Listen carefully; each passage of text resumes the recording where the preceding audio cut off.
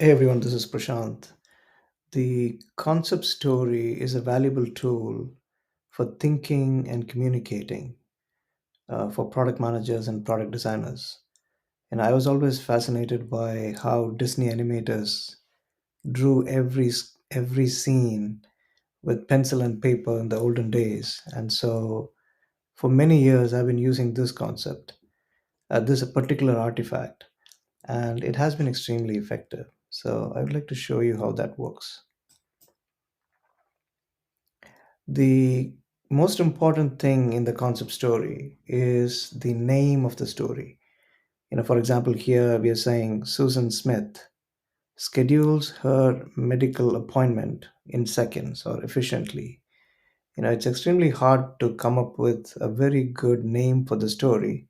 So I want to break it down into what exactly is the anatomy of that story. But before we go there, it is always good to point out the purpose of the artifact, even when you are presenting the story to someone. It's good to convey to everyone that the concept story's purpose is to identify the main persona, the supporting persona in the story, describe the pain points of the main persona, and outline how he or she gets her job done. We are introducing the framework of design thinking, the jobs framework in here, without going too much into the theoretical aspects of those frameworks. So it's good to point out that what the story is about. So in this case, I'm saying that in this story, we want to let Susan Smith, a patient of a hospital, schedule her appointment effortlessly using a digital virtual agent. Now let's look at the anatomy of a story name. So it looks very simple, but it's actually quite powerful. The persona, in this case Susan Smith, and then we are focusing on the job to be done. Schedules her medical appointment, and then finally the differentiation that the capability brings effortlessly. Using a virtual agent, she can schedule her appointment from her phone, and she can do it pretty quickly without having to say wait on the phone for a while or talk from a loud place or call multiple times and so on. So that's why the story name is very important. Then the next important thing is identifying the main persona and the supporting personas. um, Most product designers know how to do this. um, Product managers also should pay attention to this, I think. Some of them do, but many don't. So in this case, the main persona is Susan Smith. I mean, she's a patient. It's to to depict that she is the main persona. Maybe show her picture slightly bigger than the supporting persona, and then call out the motivation or pain. She wants to schedule her follow-up appointment after discharge from the hospital. Maybe she got a text message, things like that. And then the supporting persona in this case is the digital virtual agent, and the virtual agent helps Carly schedule her appointment in seconds from the convenience of her phone. So once the personas are introduced, it's also good to talk about the the high level journey map. Product designers come up with very detailed journey maps, but they're very hard to present to an audience. They're very detailed, particularly in today's work from home, um, and always work via Zoom days. It's hard to really communicate that or show that. So I wanted to simplify that. I came up with a format, but my colleague Hernani Alves from Talkdesk, he actually improved it. He and Katrina Santos actually improved it and made it even better. A lot of people have contributed to this format and this artifact that I created some time back.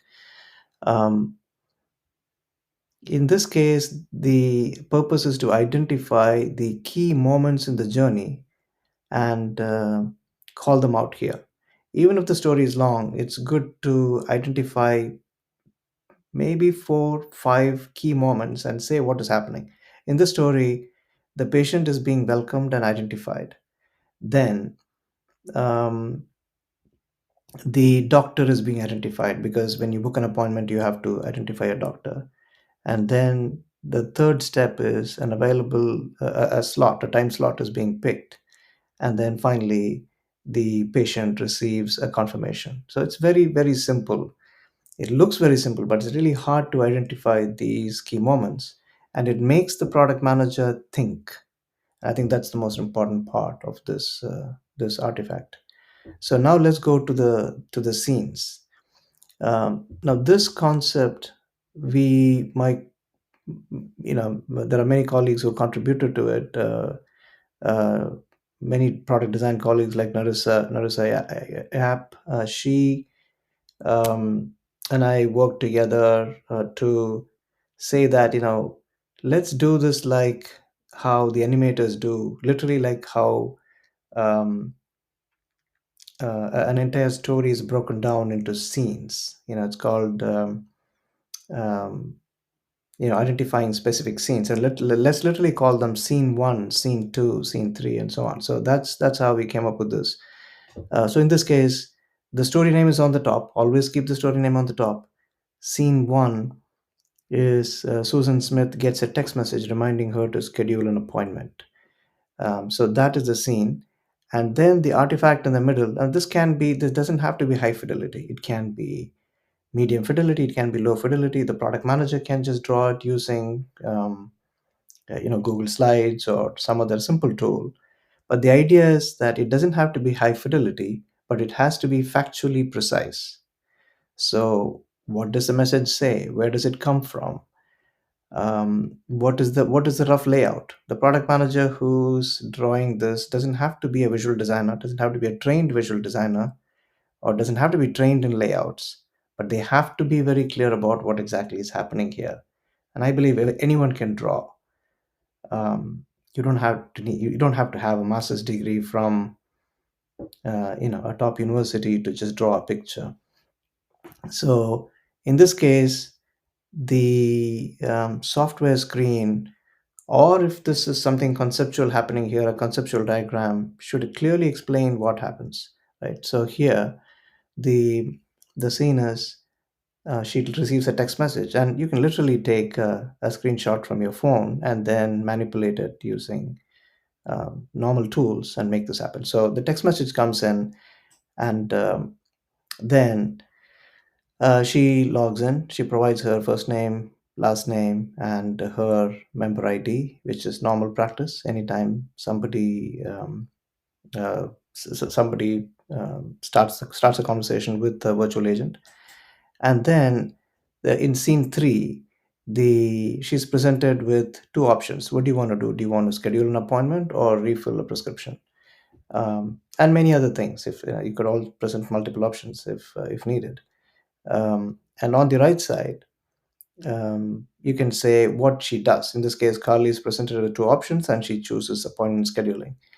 And then the next scene is, a virtual agent asks Carly to pick a doctor, and she can use her current primary care physician, or she can find a doctor. And in this case, she chooses her primary care physician. You'll notice that this almost looks like a prototype, but without the complexities of a prototyping tool. But it is very, very detailed and very honest in exactly what is happening. The product manager in this case and the product designer did not skip the screens.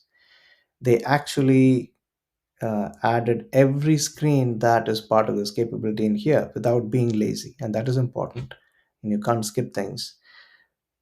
So the she chooses the PCP, and then the virtual agent presents the appointment in available appointments to her, and she picks 7 p.m. to 2 p.m. Literally, you should be able to feel like you can click on this and then go to the next screen. And then she gets a confirmation saying that, okay, you chose this particular appointment, and you will receive a text message confirming the appointment. And then you show the next scene where Carly is getting a text message. So you literally show exactly how the text message will look, to the extent possible. So this way, the concept is not only is the concept communicated very clearly to all stakeholders, your CSMs, your engineers, your product marketers, your quality assurance folks, but when you talk to a customer, maybe you're testing the concept with the customer, maybe you are talking to a potential uh, a customer who hasn't bought your product, but they're asking about these capabilities and you want to show them how you're going to build it.